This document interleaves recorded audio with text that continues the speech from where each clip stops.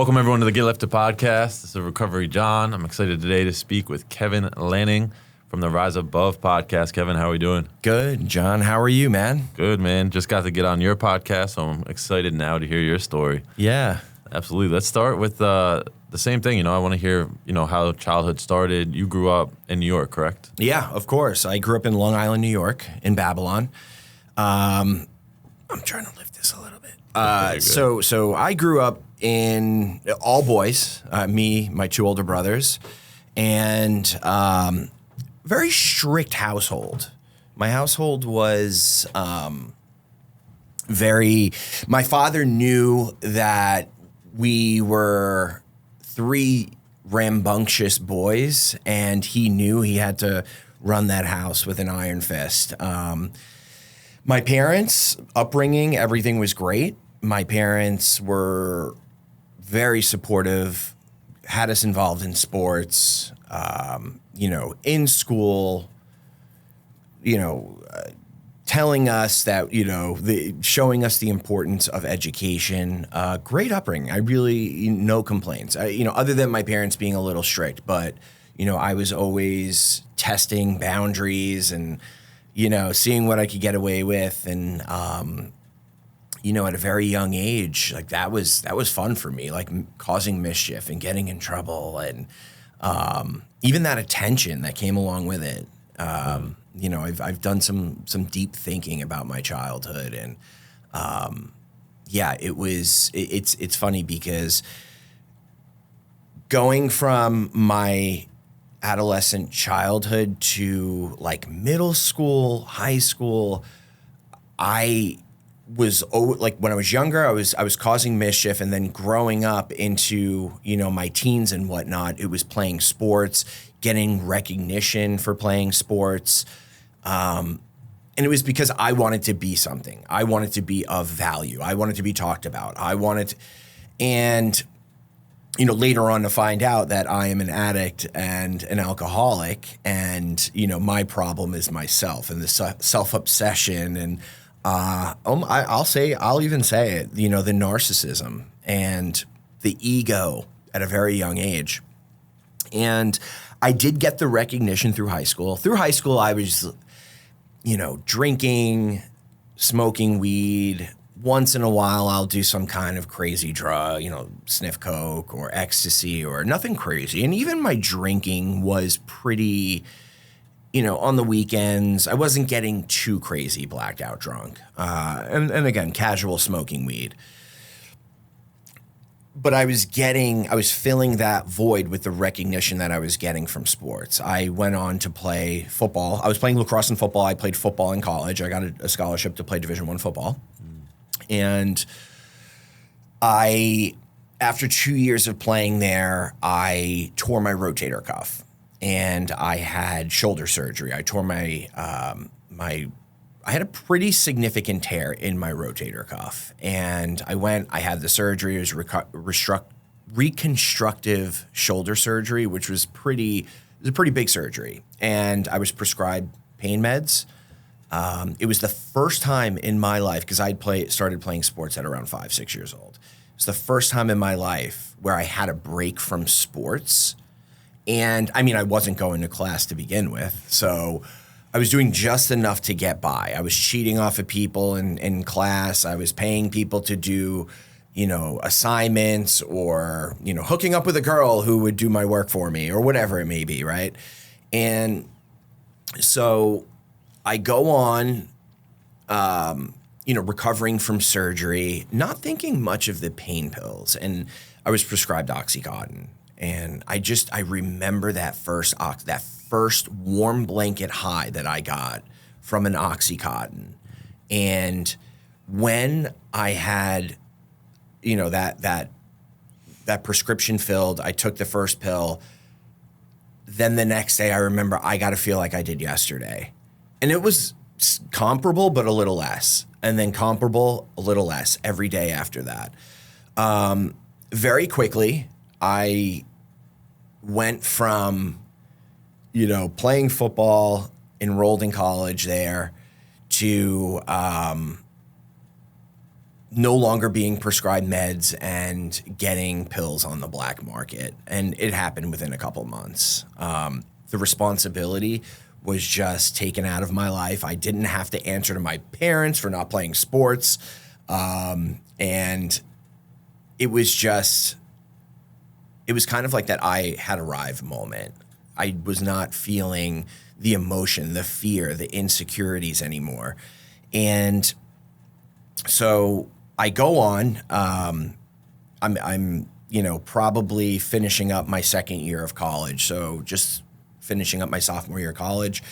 And as any drug addict or alcoholic knows, it gets to a point where, you run out of money. And after a few months of using oxys, not getting them from a doctor anymore, I'm buying them on the black market from other kids in school, other people that are hurt on the football team.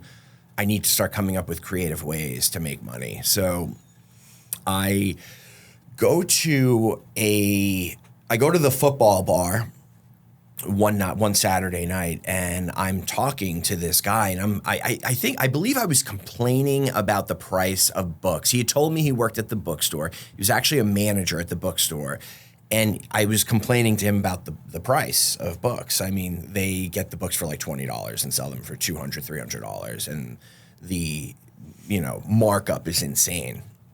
So I was asking him what entrepreneurially, I want to make money. How do I monetize this? What website are they getting their books from? And, with the mentality of I'm just going to start buying books and create my own fucking bookstore and start selling them to all the students. There were 20,000 students that went to Albany. That's where I went. And so we come up with this elaborate scheme where he ends up telling me where the books are stored. It was on an off-site location, and they didn't track inventory. Every time a load of books would come, it would get dropped at this off-site storage facility. And every time they needed to re-up textbooks, the bookstore would obviously go take from that warehouse. So he would leave it open for me, and I would sell to all the people on the sports teams. I knew a number of people that played sports just from going to the gym, meeting the lacrosse team, women's lacrosse team, field hockey team, tennis team, basketball team, women's and men's. And my deal was you needed a textbook, half off, pay cash. So if it was a $200 textbook, $100 cash, done. And the first time I did it, we did 10 books. I got 10 books. I think I sold them, about $100 a piece. Had $1,000, and I wanted to see what would happen if they returned the books, if it would pop up as stolen. Everything cleared. Everything worked out. The next semester, 10 books turned into 100 books. 100 books turned into, it just kept steamrolling from there. And it built up. We started then doing quarter classes. And then we started doing it for winter classes. We started doing it for summer classes. We were doing probably 8 runs a year. And it was a pure cash business on the black market. And so this builds up to probably around $200,000, I think the first year that I did it. And I do it for 2.5 years, I believe, in college. And so one of the last times I went, I drove over to the facility and I walked in, I grabbed the first 10 books, business as usual, how we always did this. I put the first 10 books in my truck, go back, grab another 10 books. And as I'm walking back with the other 10 books, the GM of the bookstore is standing right there with 2 police officers. She's like, this is where all of our inventory and books have been going for the last 2 years. And she started questioning me. How long have you been doing this? Blah, blah, blah, blah. I mean, I was denying it. I wasn't saying anything. And I ended up getting arrested. I ended up getting booked. And then from there, it was when I got booked that day, it was one of those moments where I was like, God, get me through this moment. I'm never going to drink or do drugs ever again. Because the reason I was doing that is because I had no money. I needed to fuel my addiction. I needed oxys. I needed opiates. And I couldn't fathom a day without taking opiates because opiates made me just feel normal within a day. If I wanted to feel normal, I needed opiates. And then from there, my story just steamrolled. It was another foxhole prayer after another foxhole prayer. From there, I ended up getting into a fight. I don't remember exactly the timeline. I want to say it was probably a year or so after the whole bookstore thing. I ended up punching a guy who attacked us. He fell, he hit his head, and then went into a coma, and he was bleeding from his brain. And this was about a week after the incident had happened. I got a call from my father, and there was a detective looking for me at my house just to kind of get a statement. And another moment where I was like, God, get me through this, and I will never drink or drug again. And there was a power greater than myself that was looking out for me. And I got through it.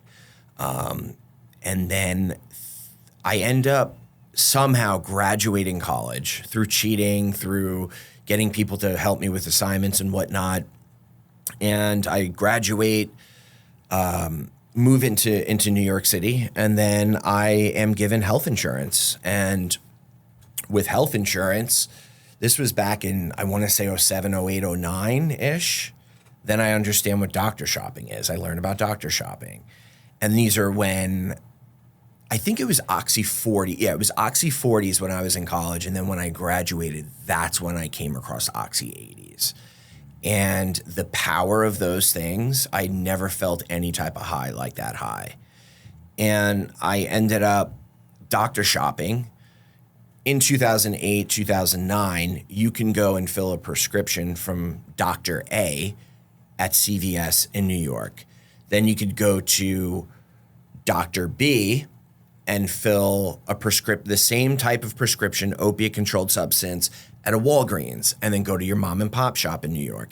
Then you can cross state lines and do the same thing with Dr. E at CVS, New Jersey, because it's one ferry ride away.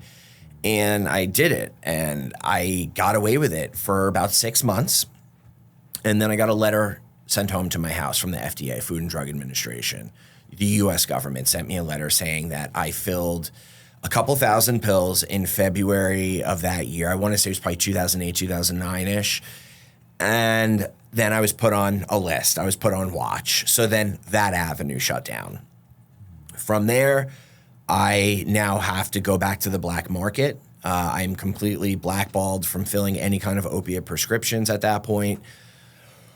And life just became extremely unmanageable. I went to my first meeting. I was introduced to into meetings, self-help, 12-step self-help meetings through my cousin who had gotten sober. And he was about 1 year sober at the time. And I go into this meeting, and I remember walking into this meeting, and this completely sober person walks up to me, and he's like, "Hey, I'm Bob. What's your name?"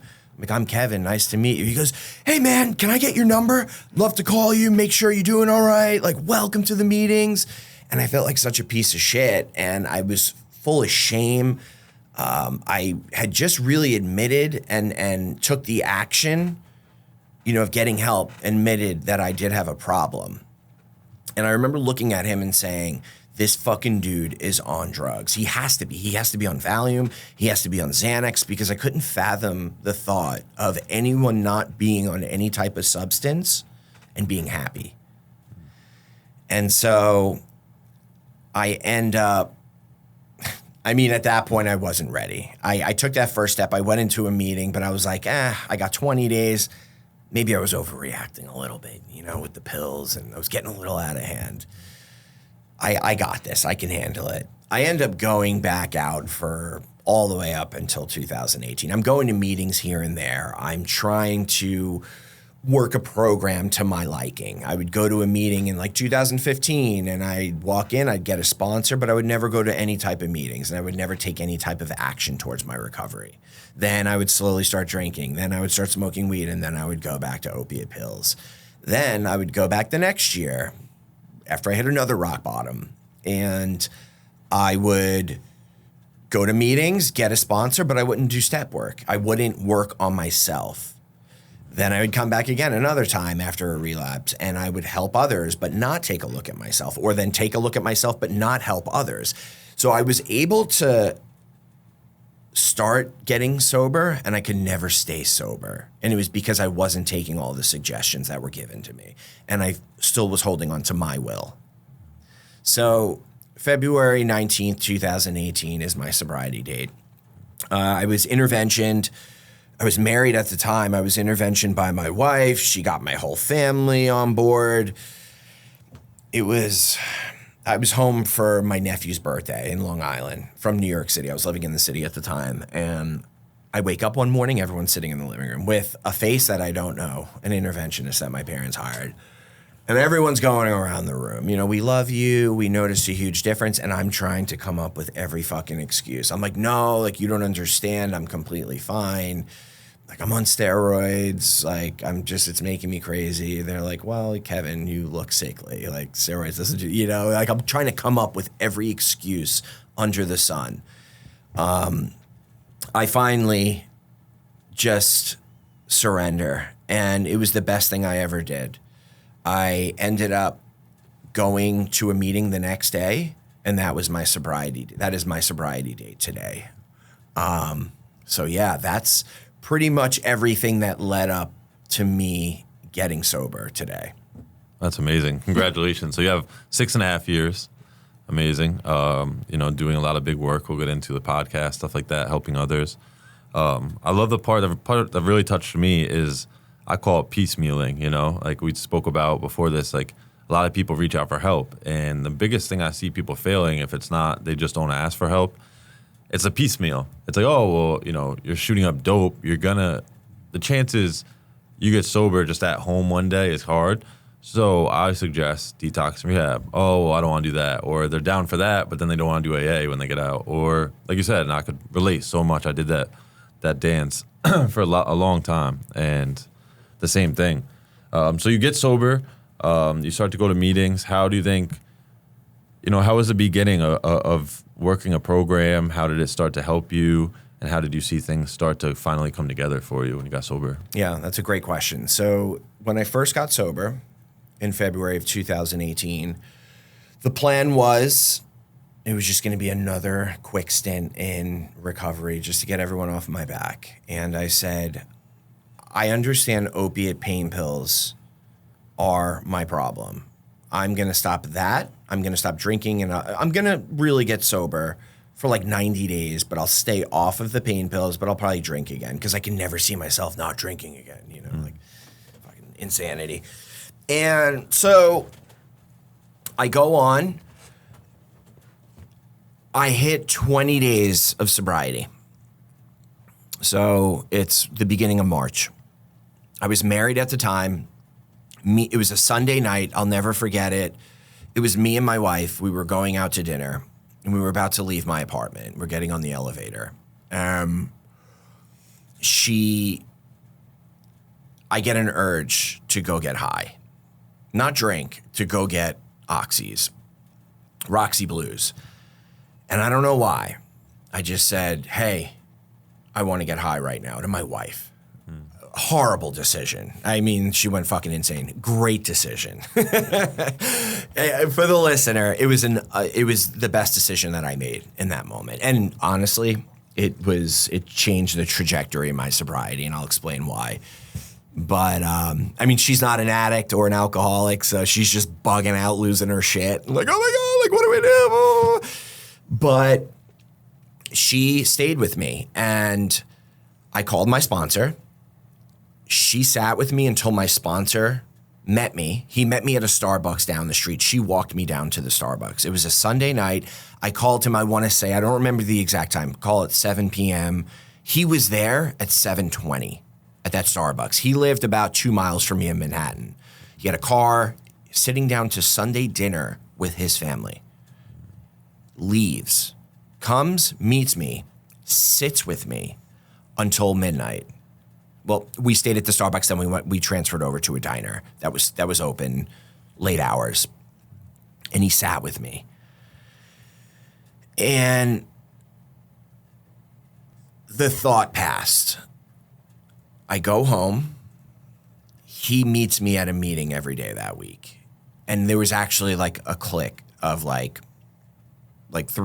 two other guys that he sponsors that all met me at a meeting that entire week. Made sure I got my hand up, say that I had, a desire to use and what I just went through that Sunday night.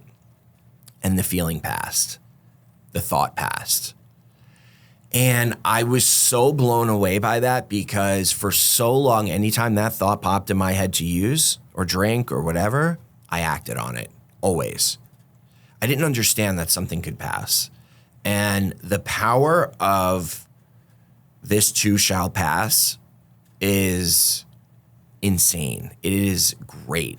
It is, once you understand that, you don't need to get high. You don't need to have a drink. You have a choice if you are sober a day, you have a choice whether you want to get high or drink the next day.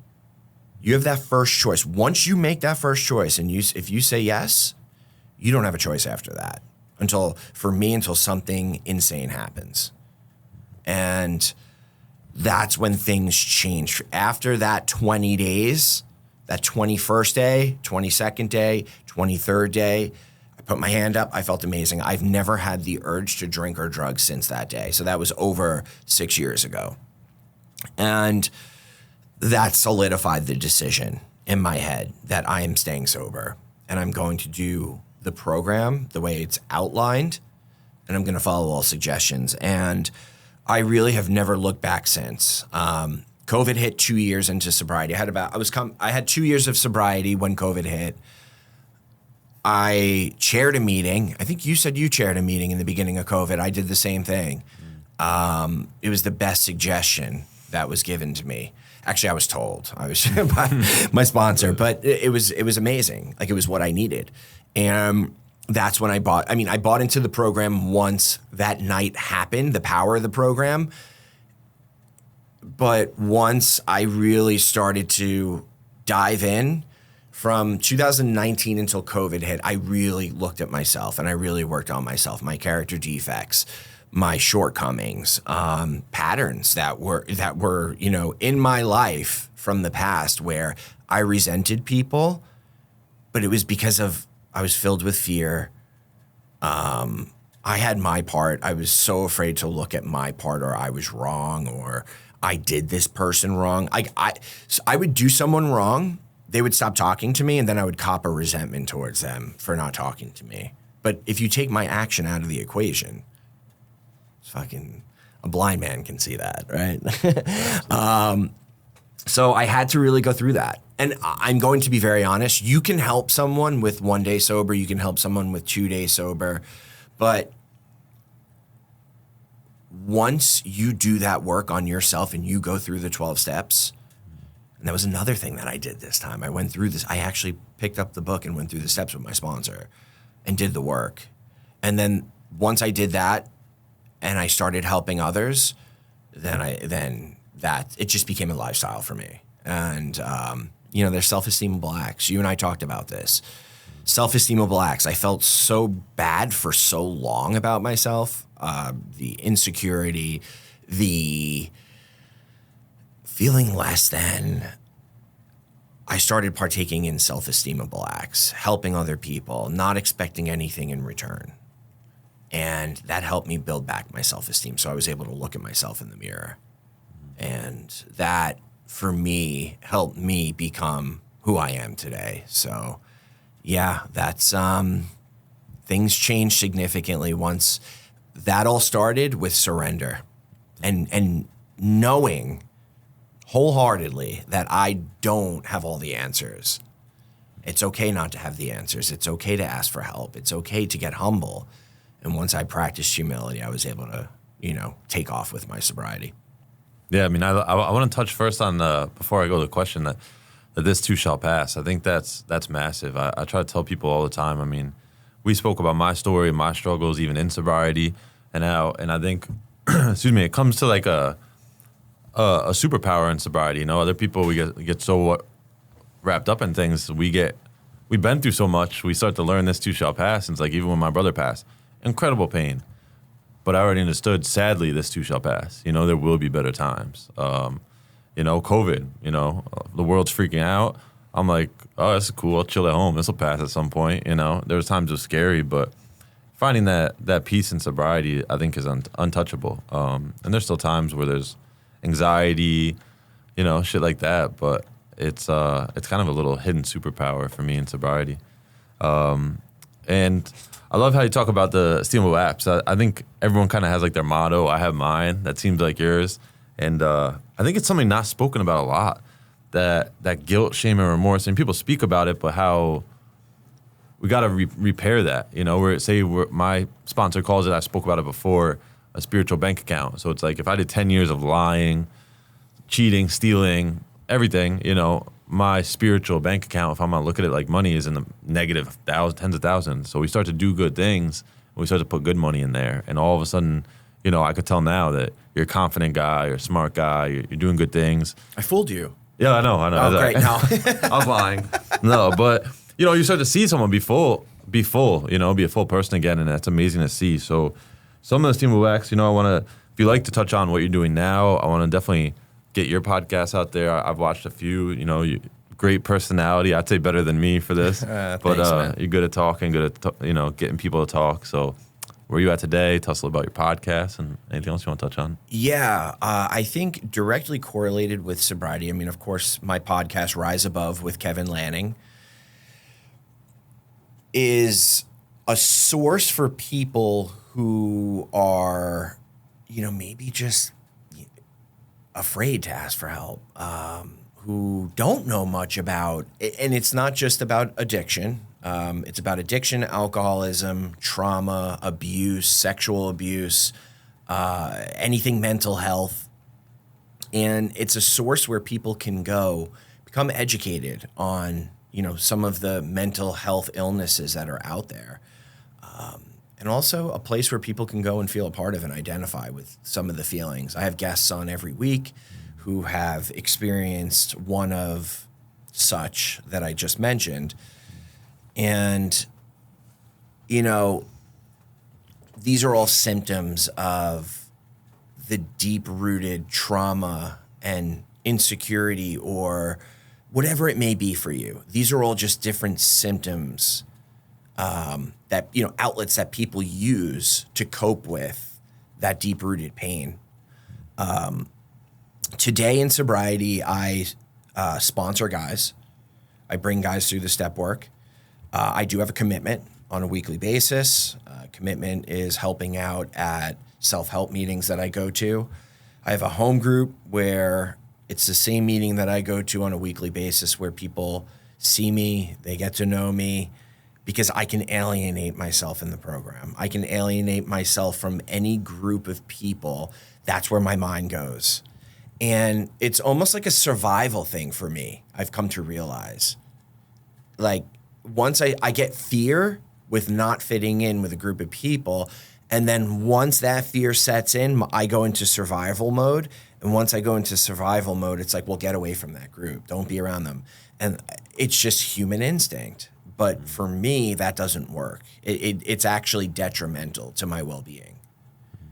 So, prayer and meditation is a part of my life, a higher power. There are a lot of times where I try to control outcomes. I will do something. I mean, listen, I'll be the first to say it. I am not perfect. I have, a few years of sobriety. I'm not perfect. I fall short every day, and I will take action with expectations behind them. I'll do something expecting someone to act a certain way. And it's almost like a manipulative way to approach something. But since implementing a higher power, and again, I still do it today, but I constantly am reminded on a daily basis that I need to stop worrying about outcomes. I need to stop trying to manipulate and controlling things because it creates unmanageability in my head. It makes me a horrible person. And by letting go and not in control of my will, it enables me to live a much more freeing lifestyle. So I go to meetings on a weekly basis. I sponsor guys. I do have a sponsor. I go through the 12 steps probably once every 2 or 3 years now. I've been through them twice already. I'm about to go through them a third time. And honestly, just doing the next right thing, doing the next right thing when no one's looking. And that means holding the door for someone. I am speaking from experience. I've gone to meetings and did the right thing when everyone was looking. And then when no one was looking, throwing shit out the window. I'm not thinking of others, being greedy with money. Another thing I do want to mention, I talked about that book scam that went on in college. To date, I am making that is one of many financial scams that I set up in my heyday, and I am making financial amends on a monthly basis. And listen, I'm not saying that. I still do shit that is people will think I'm a fucking idiot for. And I'm not saying that to get like, oh my God, he's working such a good program. Like, good for him. He's making financial. No, I still do other shit that I need to get better at. I'm saying that right now and getting very vulnerable. But once I start, financial amends are fucking hard to make. Writing a check on a monthly basis is hard to fucking do. And taking accountability, that's part of taking accountability. It's not easy.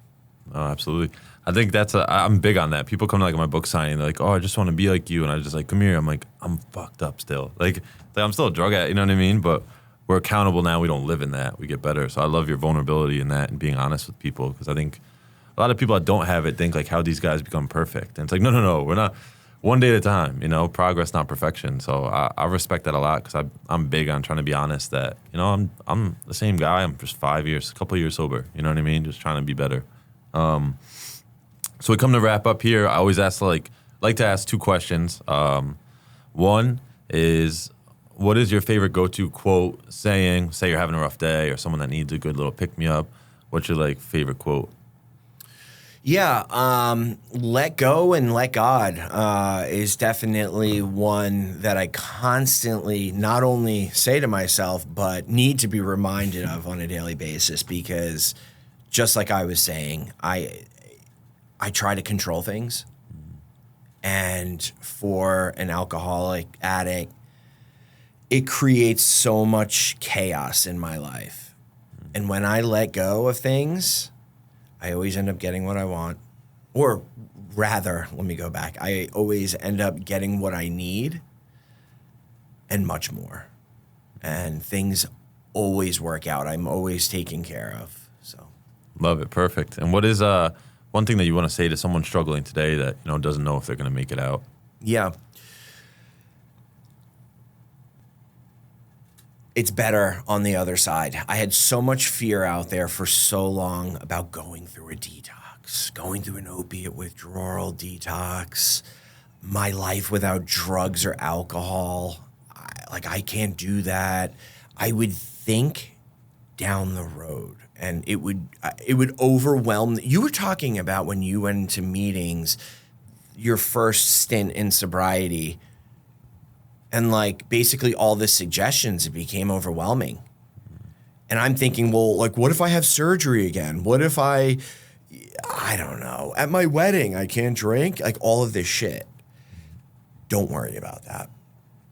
Right now and today, if you are looking for an answer, you probably have a drug or an alcohol. I'm not diagnosing anyone, but if you are seeking out help, it's probably a problem. And you probably need to get off whatever you're doing. Just worry about today. And then when tomorrow comes, you worry about today. And then when the next day comes, you just worry about today. Do not overwhelm yourself, because the mind will follow. readapt and adjust to your settings and your lifestyle and what's best for you. So, yeah. Awesome. One day at a time. Love it. One day at a time, my friend. And where let everyone know where they can find you, find the podcast. Yeah, of course. So my Instagram for the podcast is Rise Above with Kevin. You can find my podcast on Spotify, Apple Music, any streaming platform. It's on every single one. Rise Above with Kevin Lanning. We also have our YouTube channel, Rise Above with Kevin Lanning. And yeah, man, thank you for having me on. No problem. Thank you for coming. Yeah. Happy you got to meet you today and call you a new sober friend. And thank you to all our listeners. If you need help today, ask for help. And if you don't, make sure you reach out to someone that might need it. Kevin Lanning, thank you, brother. Yeah, thank you so much, bud.